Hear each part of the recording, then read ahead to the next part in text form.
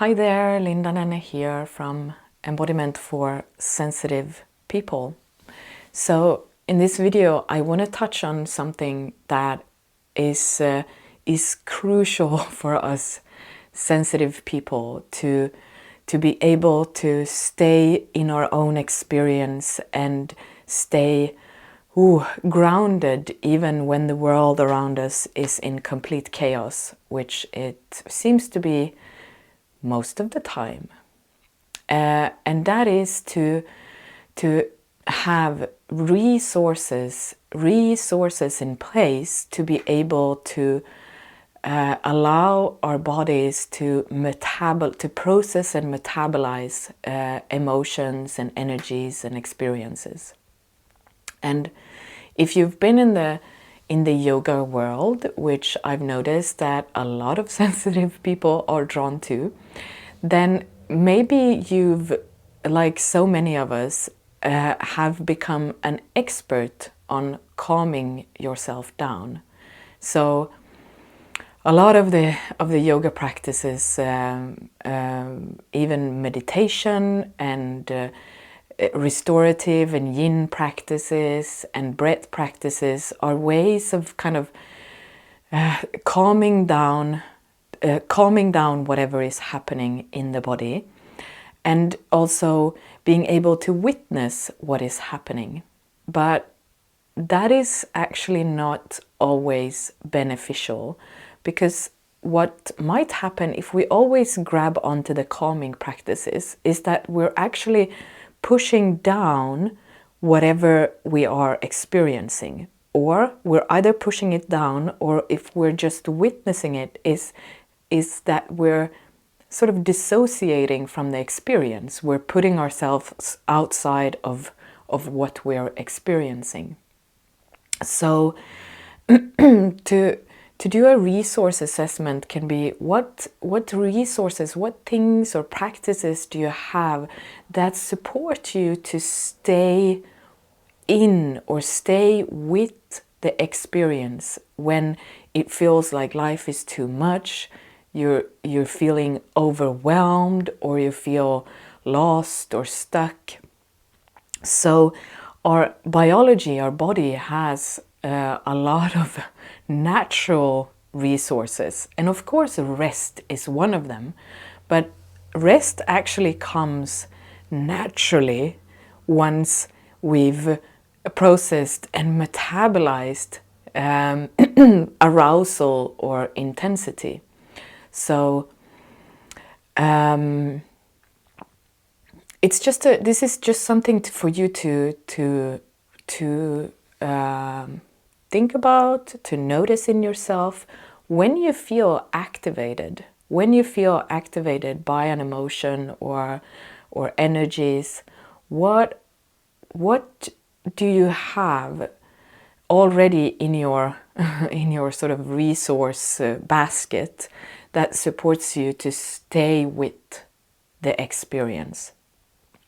So that can be to connect with another human being, to be in physical contact, to be hugged or held, or it could be to be in nature. It could be to get comfortable in the body so that whatever is moving is allowed to move around. It could be to orient yourself to your environment, to find something that feels safe and stable, that allows your body to process whatever is happening. So all of these things that can help you stay with the experience, so that once the experience or emotion or energy is metabolized, then comes the natural rest. So it's really that we to ride the wave is to follow the intensity, to follow the arousal until it naturally settles down. But what I've noticed is that a lot of yoga practices is not catering to the following the arousal, but rather just the calming, trying to calm everything down. I'm going to talk next week about mobilization, because it's such an important biological resource that we have, that I think a lot of us have been taught to suppress. But more on that next week. So a resource is really something that that allows you to hold the wholeness of your experience. So one could say that being held, like when we're being held as children in our intensity, we're being held, that is when we sort of learn how to hold ourselves.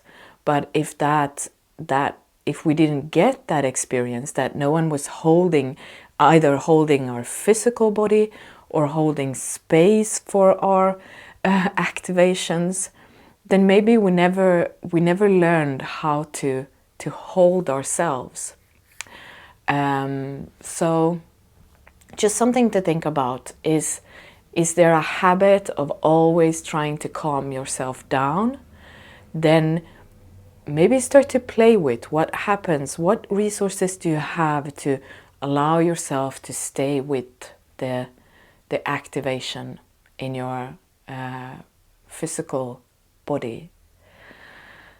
Okay, so that was a little bit about resources. So next week I'm going to talk about mobilization and how to add mobilization to your basket of resources and what that is.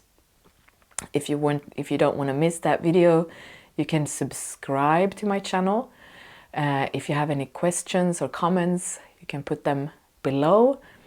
And then if you want practices to go with these videos, you can sign up for my community email list. I'm sending out short practices, weekly short practices. Okay, much love.